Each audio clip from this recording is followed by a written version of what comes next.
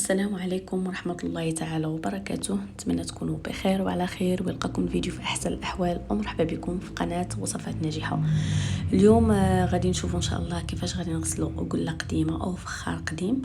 غادي نردو إن شاء الله جديد، وغنحيدو منه الغمولية ونحيدو منه الكالكير بمكونات موجودين في كل منزل.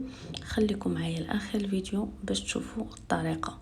اول حاجه البنات، انا من الناس اللي عزيزه لهم الريحه ديال التراب، لهذا كيعجبني نشرب بزاف الفخار. وبما ان الفخار تبارك الله موجود عندنا في المغرب، فالاغلبيه الناس كيبغيو يشربوا منه. المهم غادي تشوفوا معايا الطريقه.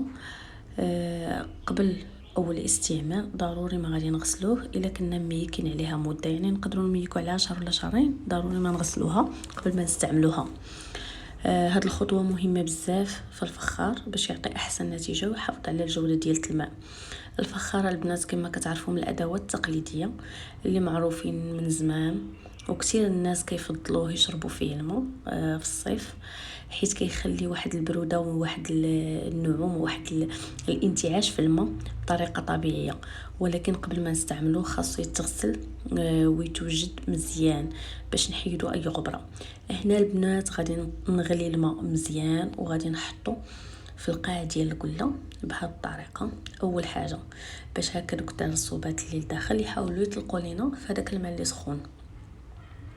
ثاني حاجه البنات غادي نحتاجو الملح والسيترون. في هاد البواطه البيضاء هنايا، هاد العيبه البيضاء راه فيها الملحه وما كتبانش لكم. هاني هنايا غادي نهزها في الملحه وغادي نحاول نغسل كاع داك الكالكير اللي داير ليا بالقله ديالي.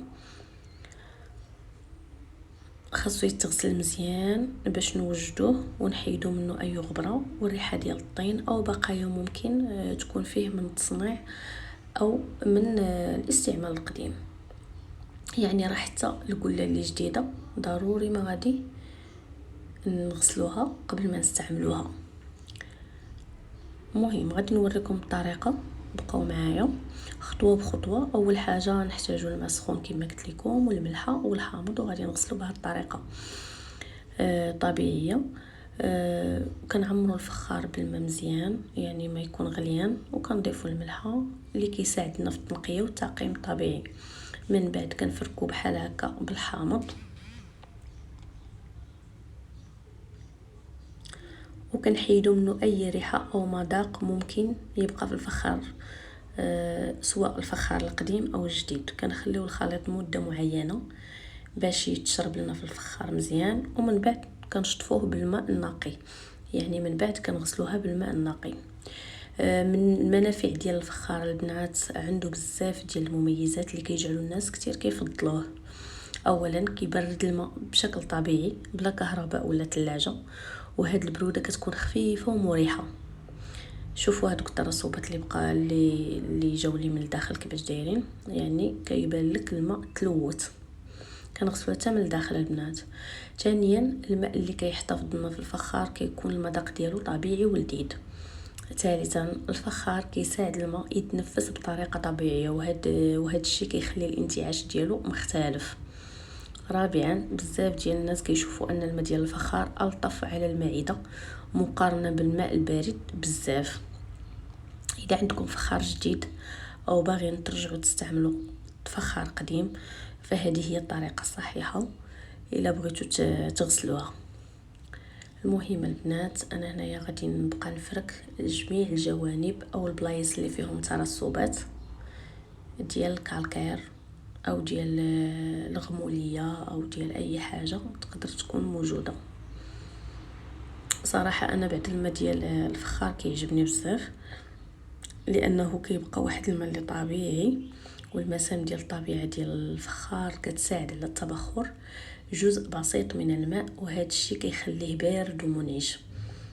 راه حتى هاد البقايا اللي عندنا لتحت راه كيمشيو. الطعم الطبيعي واللذيذ اللي كيكون في الفخار ما كاين حتى شيء بلاصه. بزاف ديال الناس كيقولوا ان ماء الفخار ألذ واخف في الشرب. بطبيعه الحال هذه راه صحيحه. المهم تيعطينا واحد الحراره معتدله، ما كيكونش بارد بزاف بحال ما الثلاجه، وهذا الشيء كيرتاحوا ليه بزاف ديال الناس.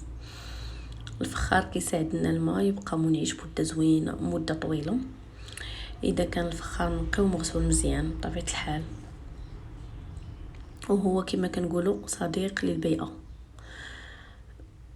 المهم انا هنايا كنحاول نفرك حتى هاد الغطايه مزيان باش نحيد منها اي ترسبات او رائحه من داكشي القديم. المهم هاد الخليط ديال الملحه والسيترون كنكبو لداخل باش كنحاول نخشي شي الشتاء ونغسل حتى الفخار ديالي من الداخل. هنايا راه كبيت عليه داك الماء طايب، غادي نخليها واحد المده البنات، غنخلي هاد الشيء هكا مده سواء 10 دقائق ولا 5 دقائق ولا حتى يتشرب لنا داك الفخار. وكنغسلوها كما كتشوفوا هاد البقايا اللي بقاو لي هنايا راه غير ديال القطران.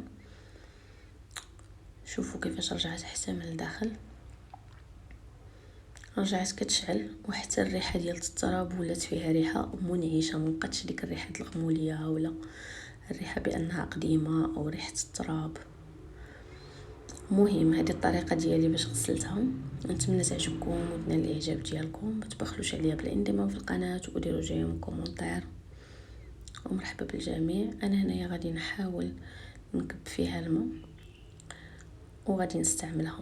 المهم شوفوا هنايا هذاك الغموليه اللي كانت عندي هنا لتحت راه مشات، ما بقى والو، فقط داكشي كيبان لكم راه غير قطران كحل. والفخار ديالنا راه تنقى لينا من دوك الترسبات ديال الكالكير. شوفوا من الداخل كي ولات، راه كانت فيها الغموليه حتى من الداخل راه ما بقاتش. نتمنى لا فيديو تاع اليوم ينال الاعجاب ديالكم. ما تبخلوش عليا بالانضمام في القناه وديروا جيم كومونتير وبارطاجيو الفيديو. كيف ما كتعرفوا راه بزاف ديال المغاربه كيعاودوا يستعملوا الفخار القديم بما ان الصيف قريب. بقى لي الا نقول لكم بسلامه.